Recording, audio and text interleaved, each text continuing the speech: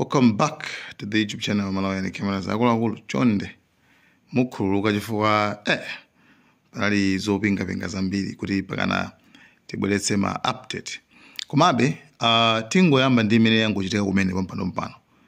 Akulu Israeli kuphulitsa nyumba yolutsira nkhani news like mene kuli ku Zodiac kucha, mene kuli ku MBC kucha, mene kuli ku Times kucha, ali live live kenako kuzango kuphulitsa kupopa mene kucha.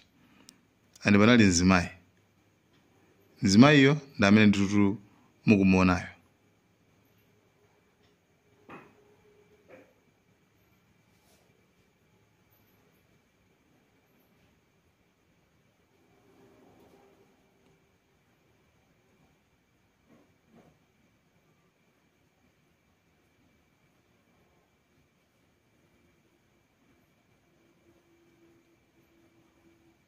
Ndiyesa ndithu mawana mene Zakaria ndithu komabe nzimayi amene yitu kulusa nkhani kusura nasiya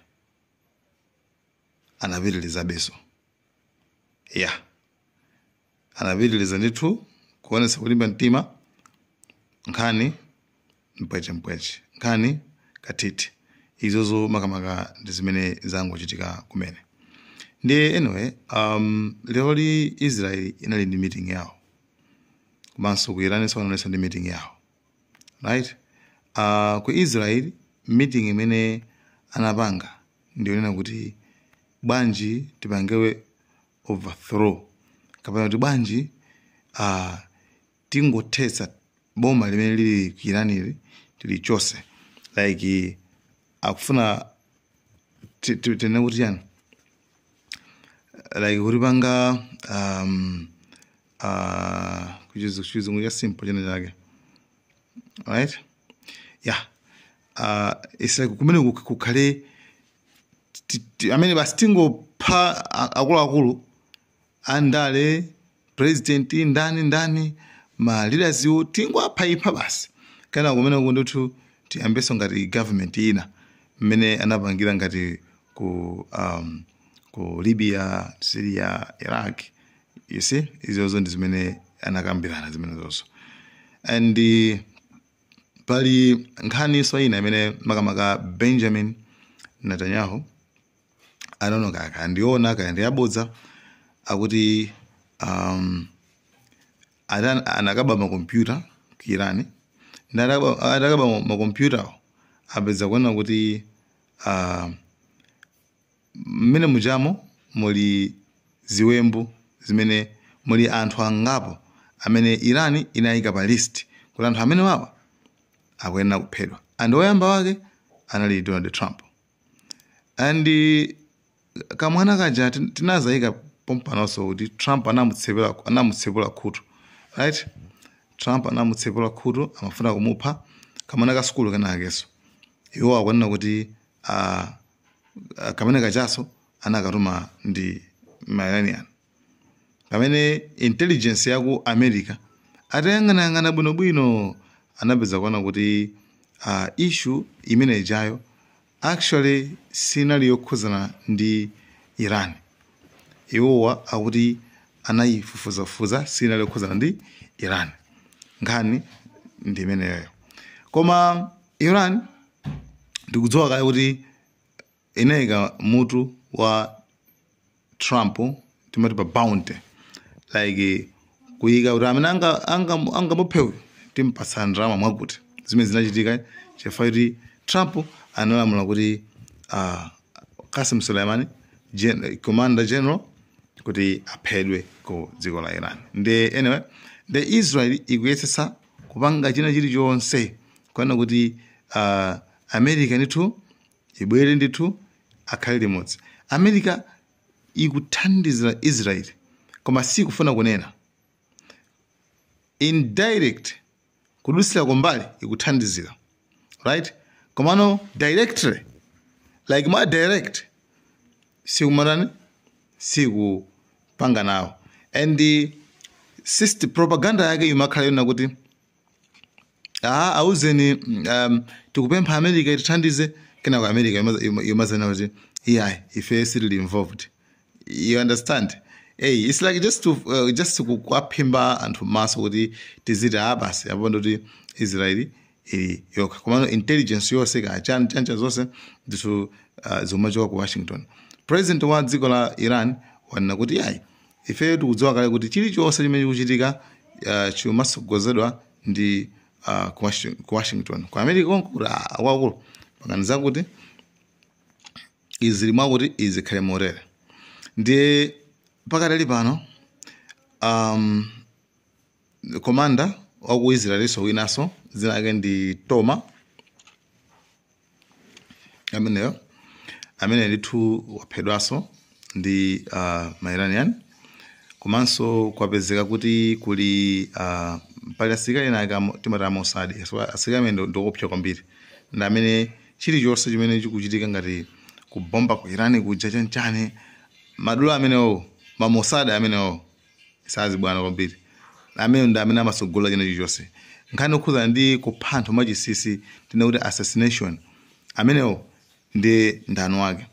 Ndi ku Iran agwira awiri anali nkati ndithu wa Iran agwira awiri mokuti issue imeneyo ndikuti anytime awanyonga chifukwa issue ngati ya spy kaachani imeneyo samadika kuti pafike upezero maloya utani nkhani tikambe boma likango kugwira ndikupeza maombo nonse basi iwe nthu umanyongerwa moti pani ma spies awiri amene ndagwirane komweko komano anali otumikira boma la Israel kuma apatsa ma information kuti kunali kuti ukuja kuti barracks ilikuwa kuti amene agwira anata agwira ndipo awanyonga awanyonga ndipo sakunyengereraso yayi ndi zimene zikuchitika kumene koko.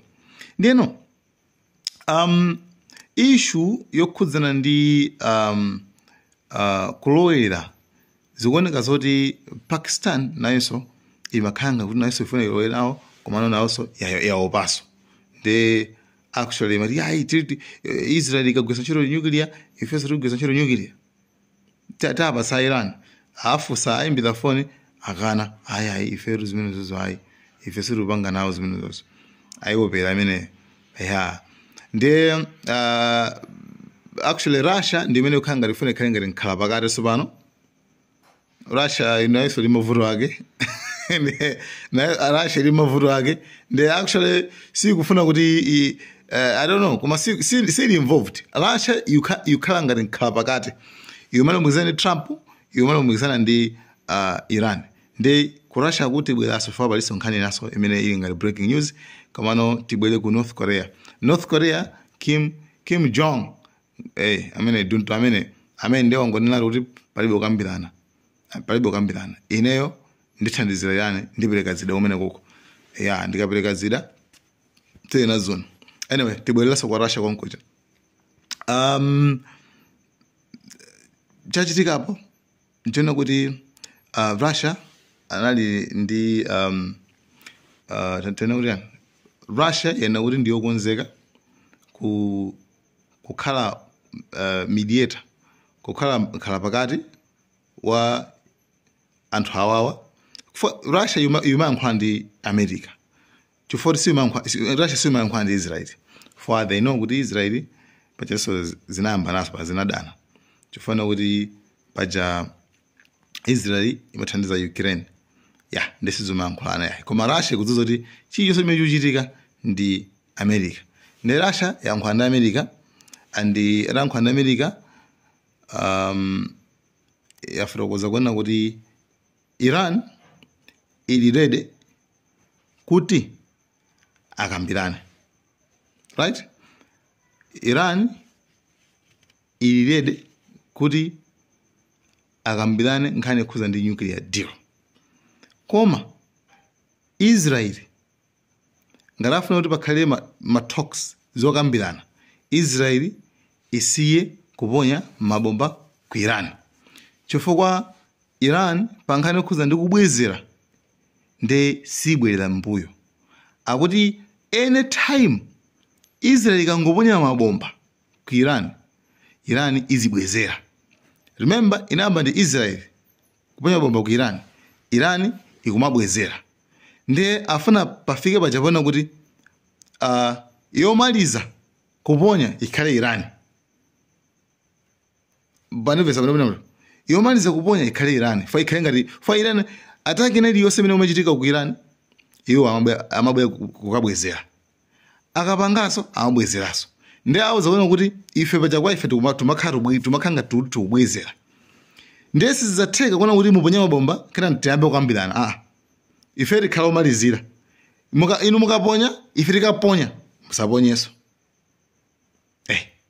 Nde tikarelo kena kuti tiyambe kukambirana zankhani kuti kodi zikhala bwanji akuluakulu, kodi chasesa dzayi kuti njovu ichoke nyanga ndi chani. Komabe remember kuona kuti ngakhale izizi zili choncho Israel sikufuna zokambirana. Why Israel sikufuna zokambirana? Israel even pa nthawi imene Israel inambopanga attack Iran zinali zoona kuti Iran ilikali ndi ilikali schedule alikali ndi meeting yoti ikambirane ndi America nkhani yokhuzana ndi nuclear deal. Like abanga set kuti Sunday tukakumana, Sunday tupita tukakumana. Iwaja mpanamarana amaka police, I think they should be Friday manager. Yeah, Friday. Right? Pakatula china ndi Friday. Pamene your meeting yao it is Sunday. And Trump anaweza kuti mudikire kaye koma Israel yethamangabe kuti yayi awati ngo amaliza. Ndezo kambirana zizi kweni Israel sikufuna. Right? Nde Iran yauza America kudzera mwa Russia kona kuti auzeni kona zoti ife tilirede kuti tikambirane. Actually afuna kambe ndi Israel yayi. Afuna kambe ndi America. Chifukwa nkhondo isei anthu tumona face ya Israel koma kweni amene akupanga zinthu ndi America. Yose zose zilikale mu list.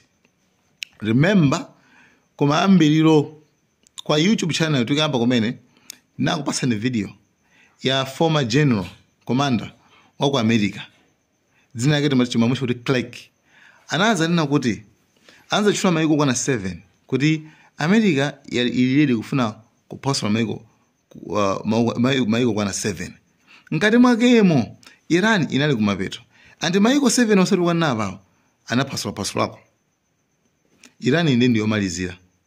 Nde is actually timona ngati zinthu nzabo mpanopa koma actually anthu aya anapanga kale anazika kale mu system yawo kale kuti tizapanga izi. Nde sure. Okay, chabona. Video yaralika. Ma update tiponya ndithu ma update osiyana be tikhanga raidula kaye next video so tipitizaso zinazo. Guys, thank you so much Malawi and cameras.